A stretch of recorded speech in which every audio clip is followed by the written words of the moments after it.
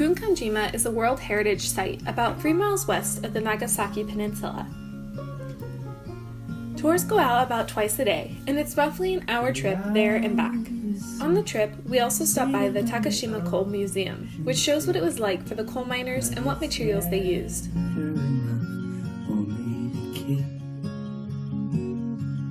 And your heart is warm, warmer than a firestorm, but it's never enough for me to keep.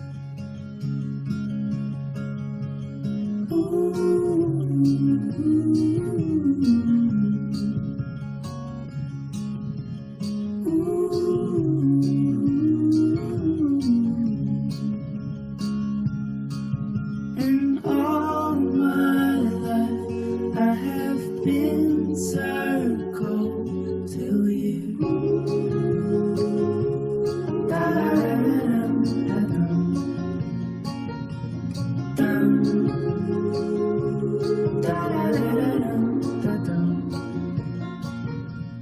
Words are weak with longings that I cannot speak, to a heart that it seems is out of reach.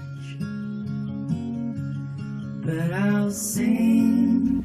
Hashima is a small island that housed several seabed coal mines.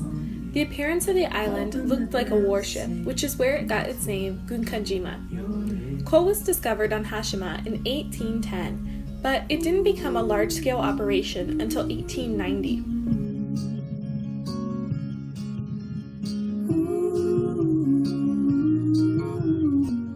Due to the large amount of coal being excavated, the first high-rise apartment building was constructed in 1916. At its peak, the island housed over 5,300 residents.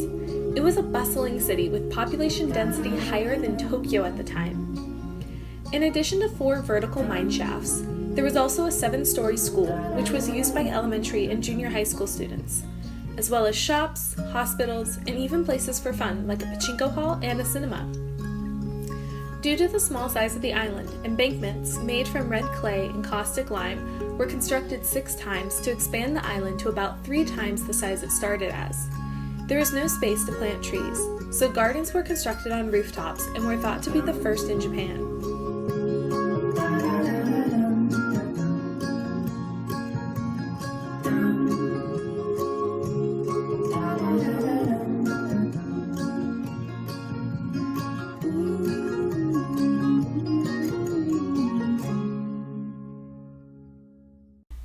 In January 1974, the Hashima coal mine was closed, and by April there was no one left living on the island, and even now there's no one living there.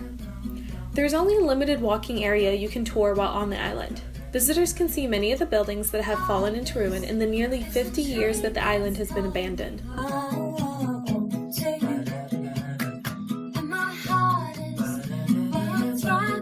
This includes the entrance to one of the mining shafts, the general office for miners, and building number 30 and 31, the concrete apartment buildings, which also housed a post office and barber shop on the first floor. In the background, you can also see the remains of the school, the hospital, and the coal storage area.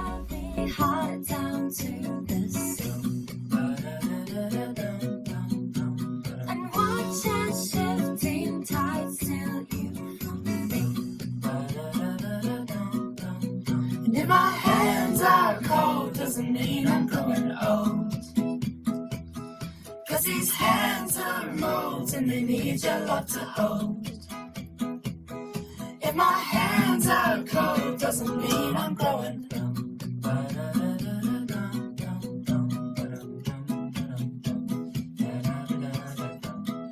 Love is a flame that's drawing me close to you. My heart isn't working like it's supposed to do.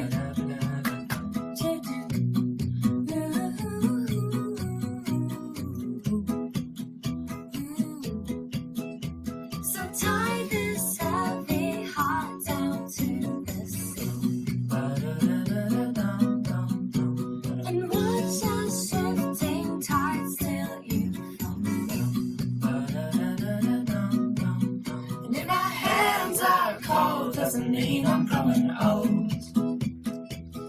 'Cause these hands are molds and they need your love to hold. If my hands It was truly an incredible story to listen to, and I would recommend anyone who's stopping by Nagasaki to visit.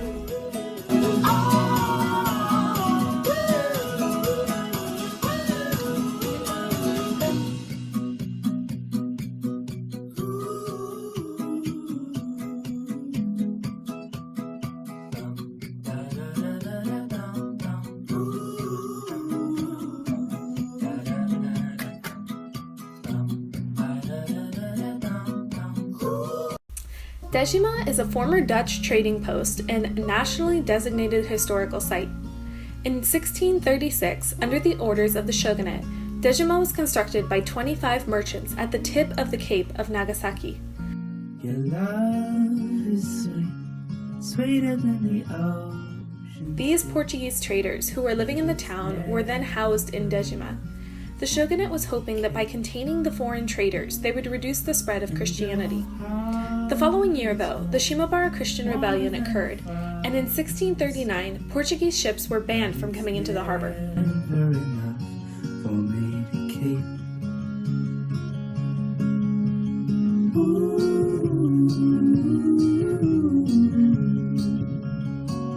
A nearby Dutch trading post soon was relocated to Dejima, and for the time period when Japan was closed to all outside trade and foreign nationals, Dejima was the only open port allowed to exchange goods between Japan and Holland. Dejima became a valuable source of necessary information towards the modernization of Japan.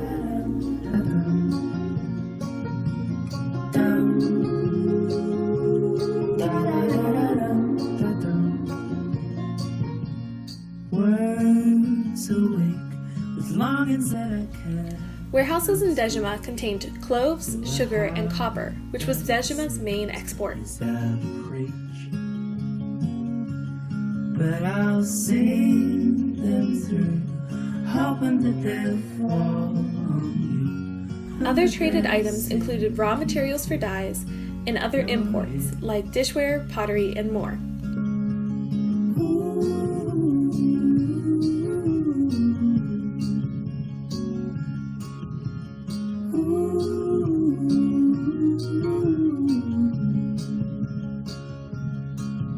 And all my life I have been circled to you.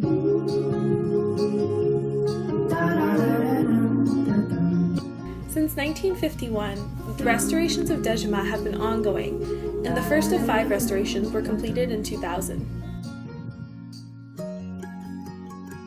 Excavation found stone embankments, which confirms that Dejima was an island on the ocean.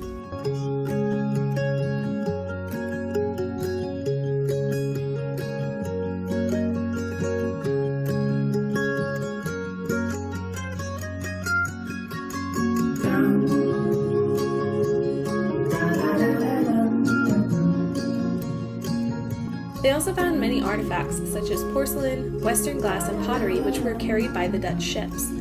The restored buildings show off the lifestyle that was common at Dejima, including the first ship captain's residence, the kitchen, and other living residences.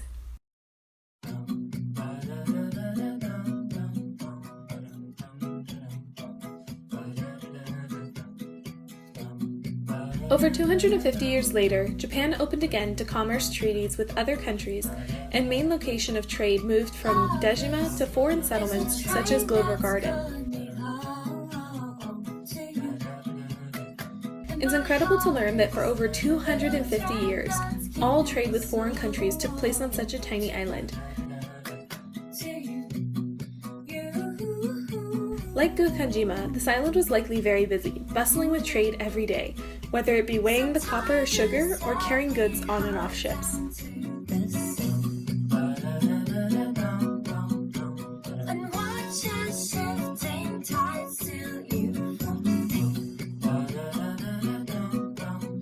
If my hands are cold, doesn't mean I'm growing old.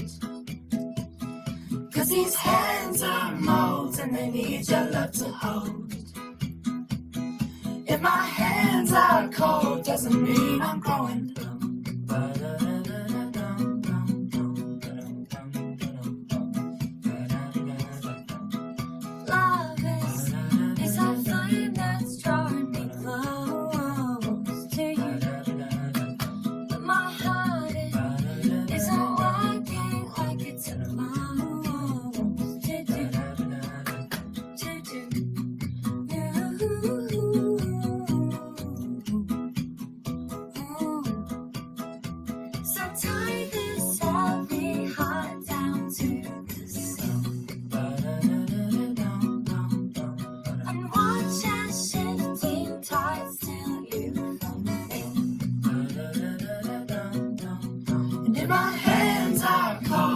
doesn't mean I'm growing old. 'Cause these hands are molds and they need your love to hold. If my hands are cold, doesn't mean I'm growing old.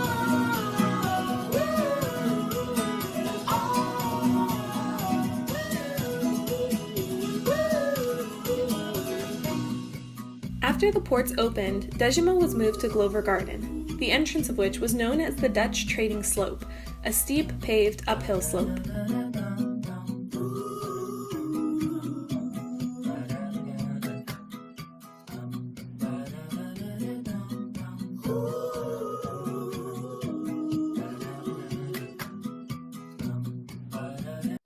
Glover Garden is named after Thomas Blake Glover, a merchant who brought the news of the Industrial Revolution to Japan as they opened their borders in 1859. 3 years after arriving, he founded his company Glover & Co.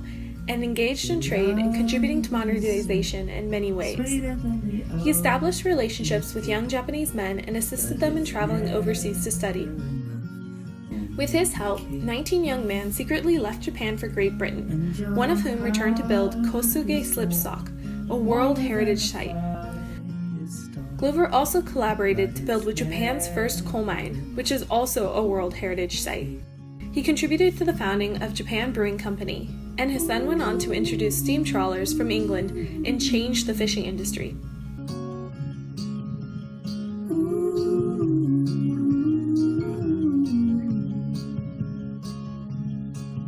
And all my life I have been circled to you.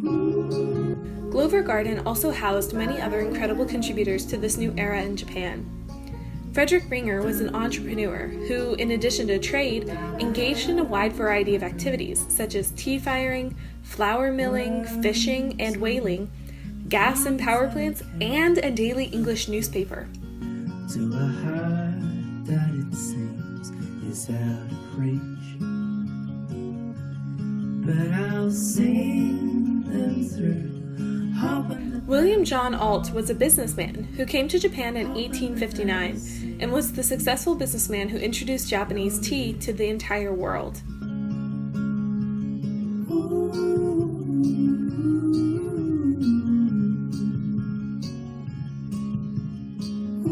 Kusano Jokichi was born in Nagasaki and worked at Dejima in the final years of the Edo period. He opened Rio Rinte, Japan's first European restaurant. He later opened restaurants in Osaka and Kyoto. He would later welcome former U.S. President Ulysses S. Grant during his visit to Nagasaki.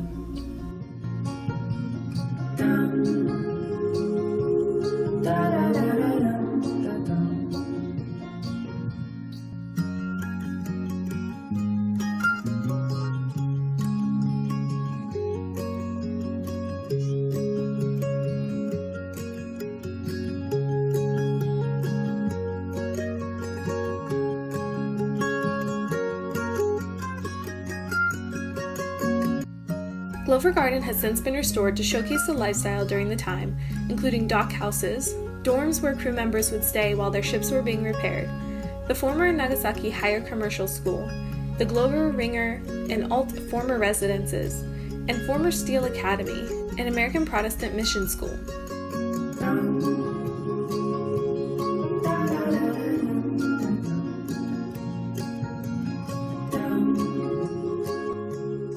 All in all, my trip to Nagasaki was really incredible and I learned a lot about the history of this area. I'll see you guys again very, very soon. Bye!